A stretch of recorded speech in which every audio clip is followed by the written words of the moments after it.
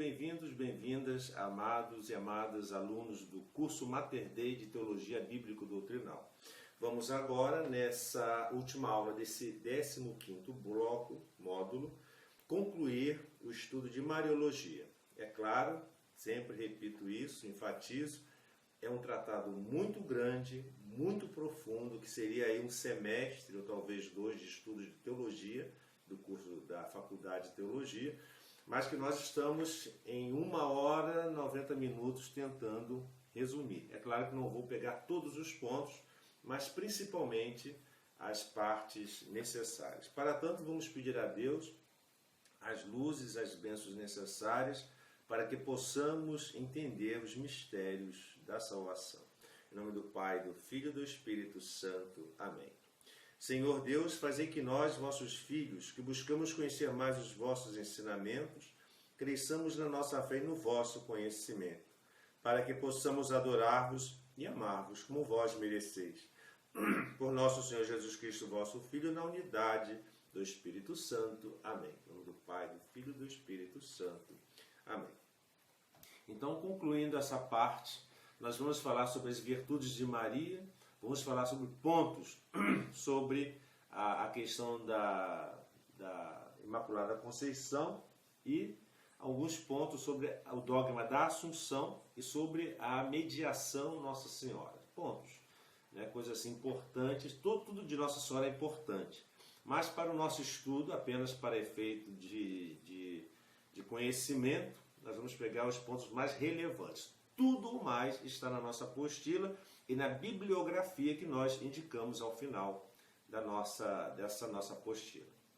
Bem, é importante nós falarmos, continuando o assunto da aula anterior, sobre as virtudes de Maria.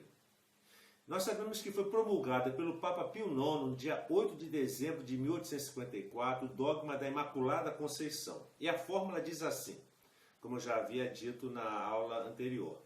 Diz o seguinte: a doutrina que sustenta que a Beatíssima Virgem Maria, no primeiro instante da sua conceição, no seio de Santana, por singular graça e privilégio de Deus onipotente, em vista dos méritos de Jesus Cristo, Salvador do gênero humano, foi preservada ela, Nossa Senhora, no momento da sua concepção no seio de Santa Ana, foi preservada imune de toda mancha do pecado original. Essa doutrina foi revelada por quem? Por Deus, e por isso deve ser crida, ou seja, acreditada, firme e inviolavelmente por todos os fiéis. Essa, digamos assim, é a fórmula principal desse dogma da Imaculada Conceição. Essa definição teológica, dogmática, contém várias afirmações. Quais são essas afirmações? Primeiro, a pessoa de Maria, em relação à pessoa dela, não somente a alma dela, foi imune de toda a mancha do pecado original. Ou seja, não contraiu o pecado original e, portanto, nem a sua mancha, nem o reato da culpa ou pena. Então, ela não foi só a sua alma, mas o seu corpo também recebeu essa imunização, essa imunidade, digamos assim, do pecado original. Segundo, o dogma se refere à concepção passiva de Maria, isto é, no seio da sua mãe, Santa Ana, e aponta ao momento mesmo da concepção, ou seja, quando se produz a infusão da alma. Quando nós sabemos que no momento em que se dá a fecundação do óvulo materno, pela semente, pelo esperma masculino, no momento da concepção, naquele momento Deus cria uma alma, né, que é a infusão da alma, Deus cria. Né, e nesse momento Deus já a fez concebida sem o pecado original. Por isso que nós rezamos, ó Maria concebida sem pecado. Né? Terceiro, o fato de ser preservada do pecado original foi um dom absolutamente singular, que pela onipotência divina, porque Deus assim quis e pôde fazer, a subtraiu da lei geral de todos os homens, pelo pecado de Adão e Eva, como estudamos lá atrás na nossa aula, no nosso curso. Pelo pecado de Adão e Eva, nossos primeiros pais, todos nós incorremos, herdamos o pecado original. Nossa Senhora não.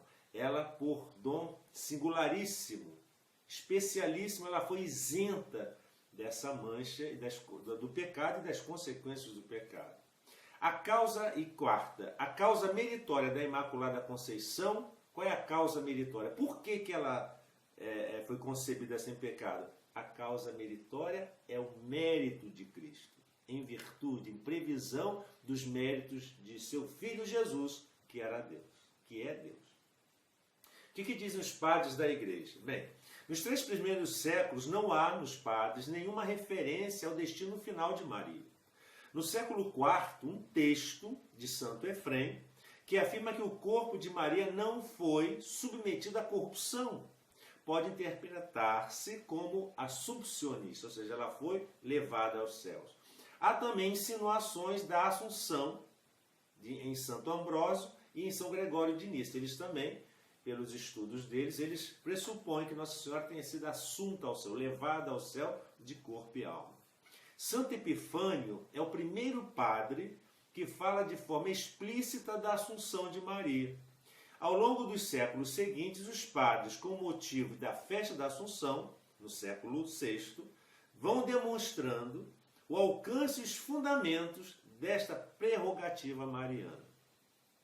3 homilias marianas de Santo André de Creta, das 8 que são ainda conservadas, falam a favor da Assunção, baseando este privilégio na maternidade divina, ou seja, por ela ser mãe de Deus, na perpetuidade da sua virgindade, ou seja, na sua perpétua virgindade, antes, durante e pós o parto, e na plena santidade de Maria, ou seja, totalmente isenta do pecado. Do mesmo modo, São João Damasceno nos deixou 3 sermões sobre a dormição de Nossa Senhora, ou seja, que ela não teria propriamente morrido, mas teria adormecido. O que nos diz a liturgia? Bem, um dos testemunhos e argumentos mais claros e válidos em favor da fé católica da Assunção de Maria é a solene e antiquíssima festa que começou a celebrar-se no Oriente no século VI, com o nome de Coimeses, ou dormição. No século VII, fica estabelecida em Roma a festa da Assunção da Virgem Maria, com seu preciso significado teológico e com a máxima solenidade. Nos séculos VII e VIII, se estendeu a todo o Ocidente, fazendo-se universal em toda a Igreja. É somente depois, lá no século XVI, 800 anos depois, foi que Lutero e as consequências do protestantismo é que esvaziaram a importância da maternidade divina e os decorrentes dogmas dessa maternidade divina de Nossa Senhora. Os doutores e teólogos posteriores, o que eles falam? No século IX, surgem algumas dúvidas sobre a Assunção de Maria, por influência da obra do Pseudo Jerônimo, como reação diante dos relatos dos apócrifos. Esta corrente anti-assumpcionista foi derrubada pela obra do Pseudo Agostinho do século XI, que afirmava a prerrogativa mariana, a relacionando diretamente com a maternidade virginal de Maria. Então, que Nossa Senhora teve sim esse privilégio em virtude da sua maternidade divina e também em relação à sua perpétua virgindade. Os teólogos escolásticos contribuíram decisivamente à progressiva penetração deste mistério, o aprofundamento desse mistério. Todos eles vão expondo com clareza o significado deste privilégio, sua íntima conexão com as demais verdades reveladas, a harmonia entre a fé e a razão teológica. E o magistério. Agora vamos fazer uma breve história desse dogma da Imaculada Conceição. Bem, a partir da definição dogmática da Imaculada Conceição, aparece um crescente movimento assuncionista, ou seja, em favor da Assunção de Maria. Ao consultar Pio XII todos os bispos acerca deste privilégio mariano, obteve um consentimento quase unânime dos pastores e do povo fiel, fator que constitui por si somente norma próxima da fé sobre uma verdade que só pode ser conhecida pela revelação divina. Daí que o principal fundamento e a razão última da definição dogmática deste mistério da Assunção tenha sido a fé católica da Igreja. Que toda a Igreja creia na Assunção da Virgem Maria como verdade revelada por Deus. Aí, o dogma da Assunção, em consequência do dogma da Imaculada Conceição, ela tem a sua Constituição, ou seja, um documento. É a Constituição Munificentissimus Deus. Deus, de forma munificentíssima, seria a tradução. Foi promulgada por Pio XII, no 1º de novembro de 1950. O texto da definição diz o seguinte: pronunciamos, declaramos et definimos divinitus revelatum dogma esse, immaculatum Dei parem semper Virginem Mariam, expleto terrestris vitae curso, fuisse corpore et anima ad celestem gloriam assumpta. Traduzindo, pronunciamos, declaramos e definimos por dogma divinamente revelado que a Imaculada Mãe de Deus, a sempre Virgem Maria, terminado o curso da sua vida terrestre, foi assunta em corpo e alma à glória celestial. Essa é a síntese da declaração dessa Constituição dogmática Munificentíssimus Deus. Pode-se ver que se tratava de uma doutrina considerada já como revelada. Deus já tinha revelado isso, só que ela ficou agora explícita. Isto contrasta com a definição da Imaculada Conceição. Podem destacar-se os termos principais desta fórmula que nós acabamos de ver, essa fórmula definitória. Diz o seguinte: Maria, em relação a ela, é a pessoa da Virgem que foi assunta em toda a plenitude do seu ser, ou seja, em corpo e alma. Segundo, terminado o curso da vida terrestre, essas palavras foram intencionalmente escolhidas para prescindir na definição de que se Maria morreu ou não. Então, se ela morreu ou não, isso daí prescinde quando se fala terminado o curso da sua vida aqui na terra, mas que ela continua viva no céu. Foi assunta, levada, ela foi subida pelo poder de Deus. Assunção vem de assumptio, designa aqui a ação de trasladar, transportar, elevar ou subir a Maria. Essa assunção não se realiza por virtude própria dela, ela não tinha essa força, como aconteceu com a ascensão do Senhor, que foi pelo próprio poder de Jesus, quando ele subiu aos céus, mas por virtude ou ação de outrem, que é Deus quem ascende Maria, é Ele que a transporta, a traslada para o céu. E quarto, ela foi em corpo e alma. São os dois elementos que constituem a unidade do ser humano, como nós já estudamos aqui no nosso curso. Maria foi assunta e glorificada em toda a plena realidade existencial do seu ser. O dogma definido se centraliza especialmente na glorificação corporal da Virgem Maria. Portanto, a assunção de Maria em corpo e alma aos céus exclui a corrupção mortal do sepulcro. Ela não ficou enterrada ou colocada no sepulcro, onde seu corpo corrompeu, como aconteceu e acontece e acontecerá com todos nós. A assunção de Maria constitui uma participação singular da ressurreição de seu filho e uma participação da ressurreição dos demais cristãos quando vier o final dos tempos. Quais são os fundamentos bíblicos dessa bula definitória? Bem, a Constituição Apostólica Munificentíssimus Deus ensina que todas as razões e considerações dos santos padres e dos teólogos sobre a Assunção se apoiam no último fundamento, que é a Sagrada Escritura. É fundamento bíblico. A Constituição recorda os textos da Escritura que os teólogos interpretaram como apoio ou indícios da Assunção de Nossa Senhora. Primeiro, Em Gênesis, capítulo 3, versículo 15, Deus anuncia e promete que depois do pecado de Adão e Eva, ou seja, a mulher, Eva, que depois do pecado de Adão e Eva, a mulher, Maria, estará estreitamente unida à sua descendência, que é Cristo, né?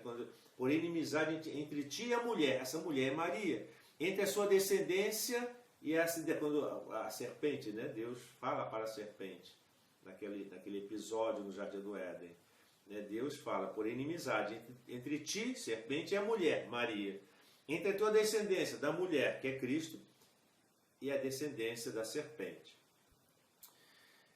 Ou seja, estará estritamente unida à sua descendência a Cristo e a luta vitoriosa contra o demônio. Já ali Deus decreta a vitória contra o demônio, contra a serpente. Parte essencial dessa vitória, o que? Foi a ressurreição de Cristo.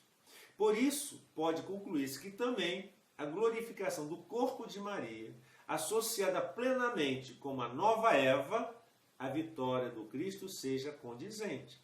Se Cristo ressuscitou, é condizente também presumir-se que Nossa Senhora também ela esteja glorificada em corpo e alma no céu. No Evangelho de Lucas, capítulo 1, versículo 28, nós encontramos aquele diálogo do arcanjo com Nossa Senhora. O arcanjo Gabriel chama Maria a cheia de graça.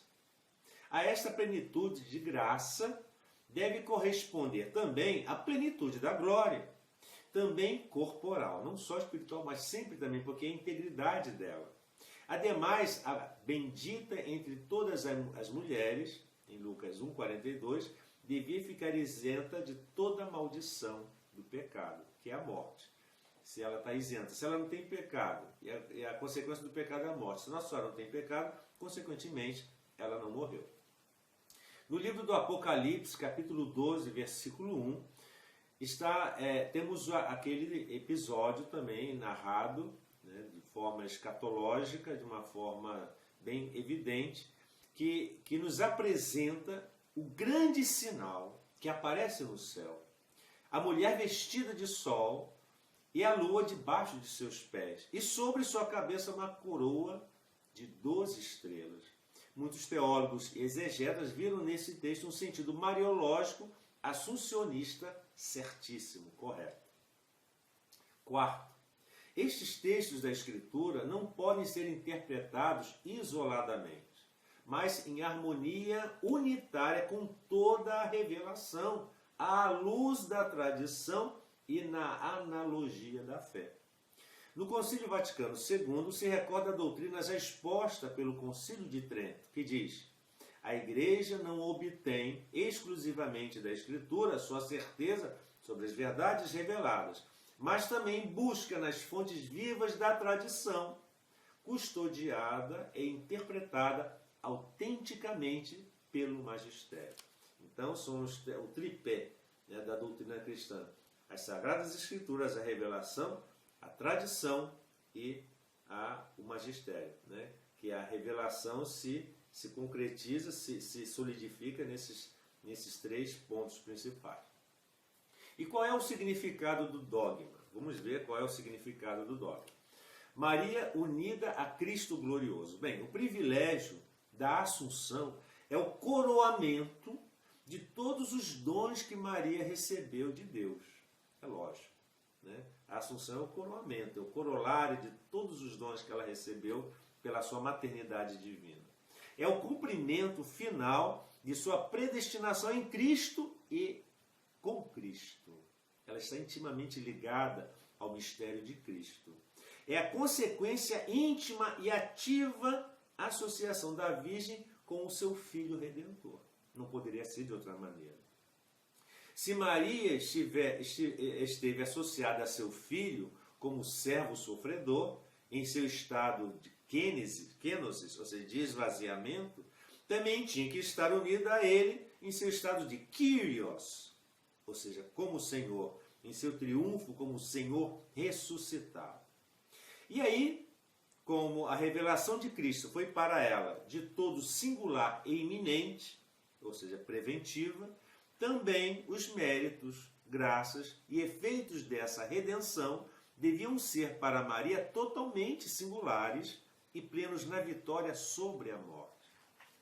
A assunção de Maria aos céus é definitivamente a realização suprema da graça redentora do Kyrios, ou seja, do Senhor, inclusive no seu aspecto temporal antecipado. Ela foi já glorificada antes dos tempos finais. Sendo ela, portanto, a primeira e mais magnificamente redimida, participou assim, de modo mais pleno e singular, do triunfo do seu Filho Redentor, nosso Senhor Jesus Cristo.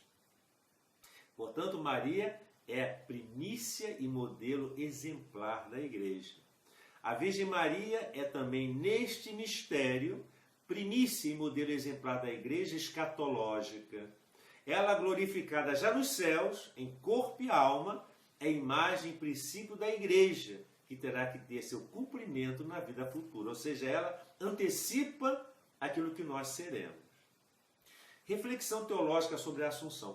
Qual é a reflexão que nós podemos tirar desse dogma? As principais considerações teológicas que mostram a conveniência da Assunção há uma estreita conexão com as graças e privilégios que Deus outorgou a Maria são as seguintes. A primeira, a Imaculada Conceição. A Santíssima Virgem foi concebida sem o pecado original e livre, claro, de toda a culpa, da consequência do pecado. Se ela foi concebida sem pecado, foi isenta de toda a culpa. Esse triunfo pleno sobre o pecado devia estender-se também às consequências e castigos que vêm do pecado. Maria não deveria estar sujeita à corrupção, que é consequência do pecado, da corrupção do sepulcro, nem esperar ali a redenção do seu corpo até o fim do mundo. Ela não precisava ficar esperando, não era conveniente que Nossa Senhora ficasse no sepulcro esperando a ressurreição. A redenção antecipada da culpa original na alma exigia a antecipada redenção do corpo respeito à pena da morte. Então, se lhe foi antecipada, a redenção lhe foi antecipada da culpa original na alma, exigia também a antecipação, ou seja, a antecipada redenção do corpo em relação à pena da morte.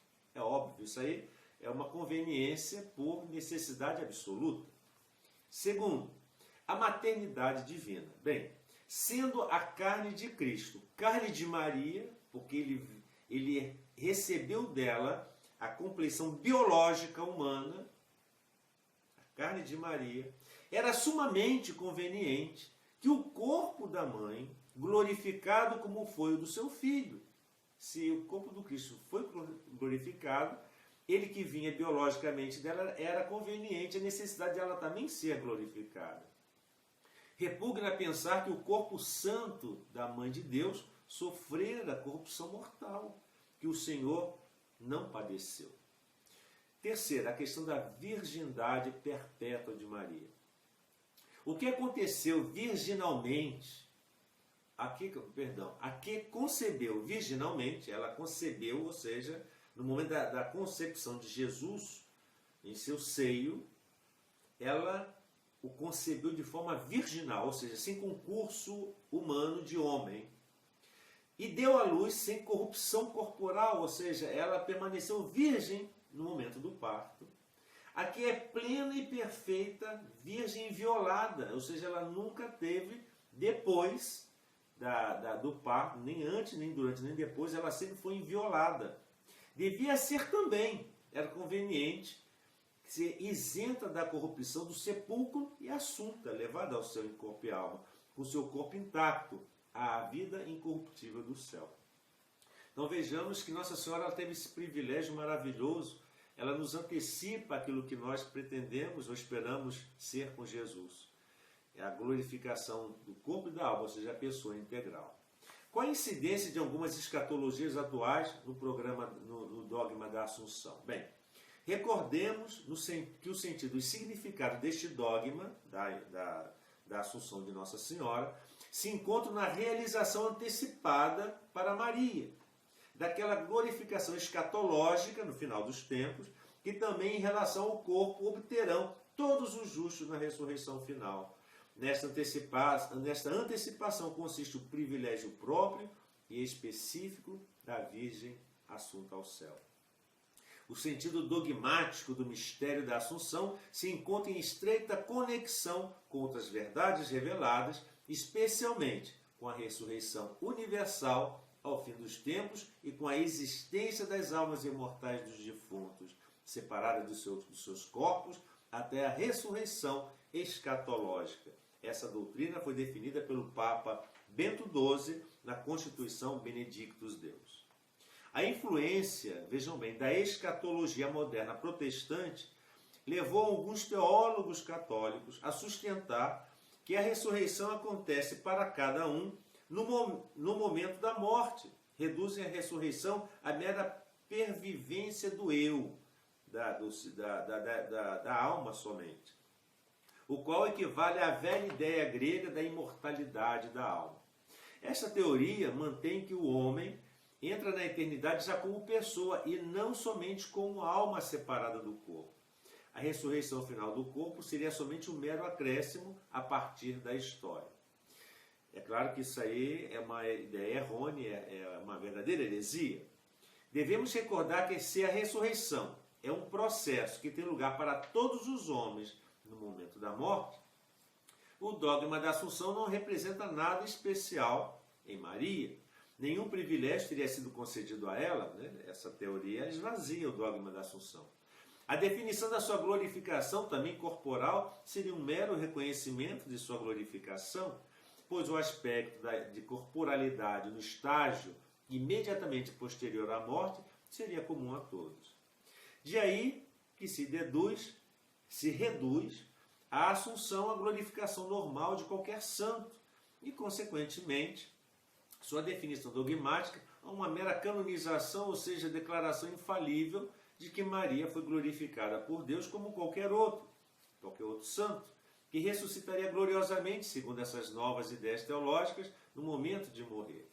Convém ter muito presente a seguinte distinção. O dogma da Imaculada trata-se de uma exclusividade fundamental na condição de Maria, comparada com a condição dos demais santos. No caso da Assunção, existe uma diferença na realização antecipada do destino final e da ressurreição gloriosa a que todos os justos serão destinados. Então, se Nossa Senhora foi considerada sem pecado original, que é uma verdade teológica, uma verdade de fé, um dogma, e, consequência disso, se ela foi antecipadamente glorificada, os outros, nós, né, que não fomos concebidos sem o pecado, mas com o pecado, mas vivemos uma vida cristã condizente com os mandamentos de Deus e que morremos na fé de Cristo, nós só seremos glorificados no final dos tempos, quando os nossos corpos serão ressurrectos. Nossa Senhora não, ela foi antecipada e já vive a glorificação do seu corpo no céu.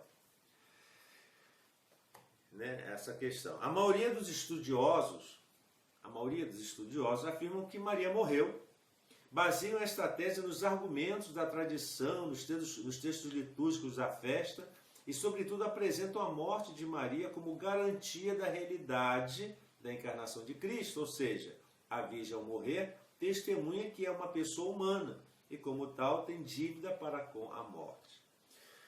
Existe uma opinião chamada imortalista. A questão teológica de se Maria morreu ou não apresentou-se a partir da definição dogmática da Imaculada Conceição. As razões que apoiam a postura que nega que a Virgem Maria padecerá a morte são: quais são as razões que negam que ela tenha morrido? Primeiro, no silêncio dos primeiros séculos sobre a morte de Maria, não se fala sobre sua morte.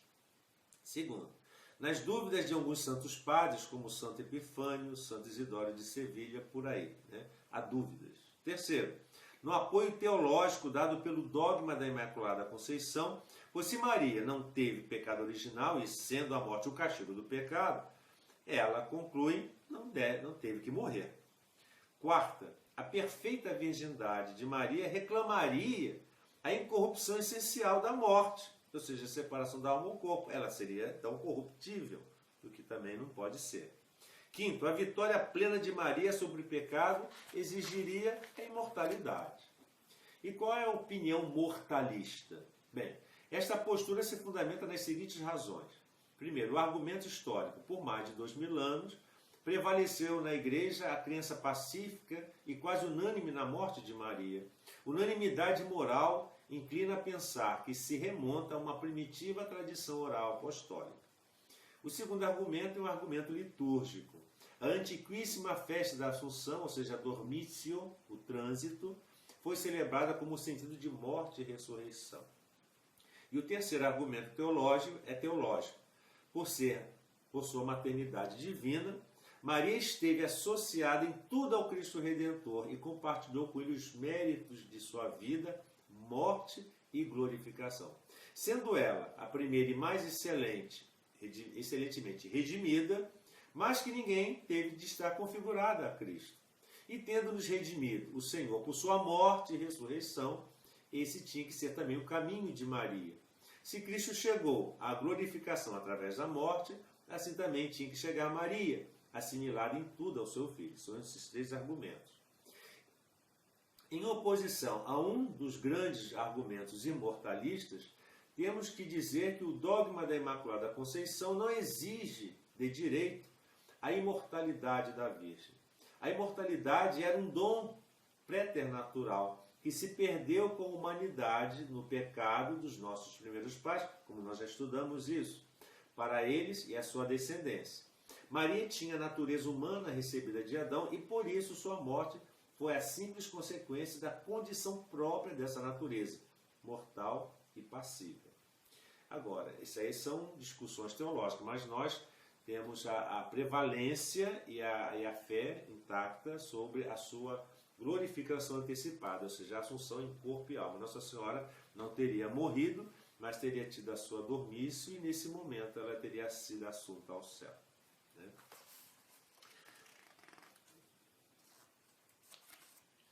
Nós vamos aqui também falar sobre a missão materna de Maria. Bem, nós sabemos que Nossa Senhora foi escolhida como mãe do Messias, principalmente para ser associada à redenção do gênero humano. Por isso, no desígnio divino, a participação de Maria na vida de Cristo não se reduz somente a emitir o fiat, ou seja, seja feita a vossa vontade, na geração humana do Verbo, mas que desde então a vida de Maria fica vinculada intimamente à vida de seu filho.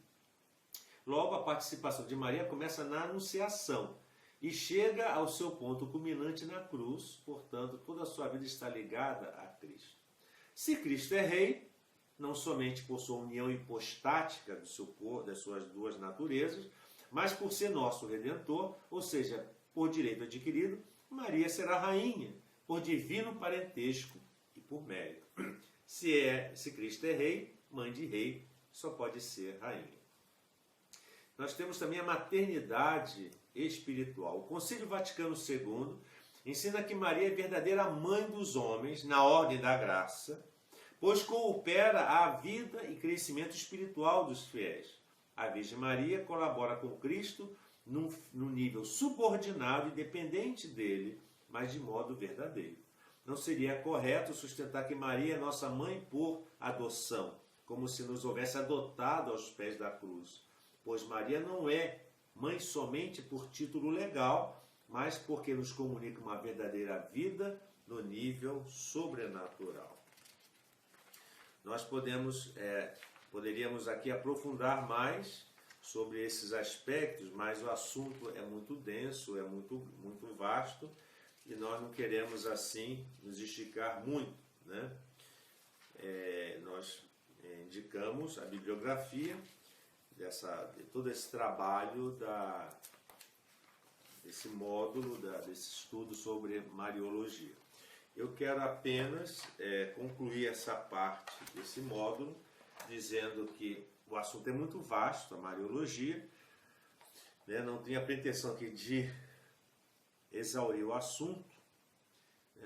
O ponto seria, outro ponto importante, da questão da corredenção de Nossa Senhora. Nossa Senhora medianeira.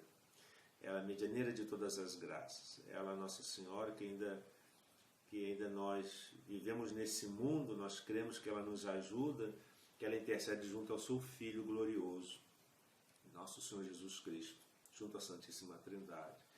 Então, que esse estudo sobre Nossa Senhora aumente o nosso fervor, aumente a nossa fidelidade à Igreja, a Jesus, que sejamos santos como Ele foi santo, e peçamos a Nossa Senhora que nos proteja, que nos guie, que nos inspire, que nos livre de todo o mal.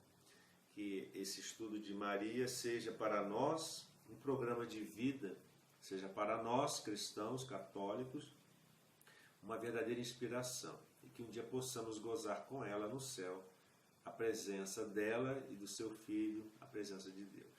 Que o Senhor nos abençoe, guarde-nos de todo o mal e nos conduza à vida eterna.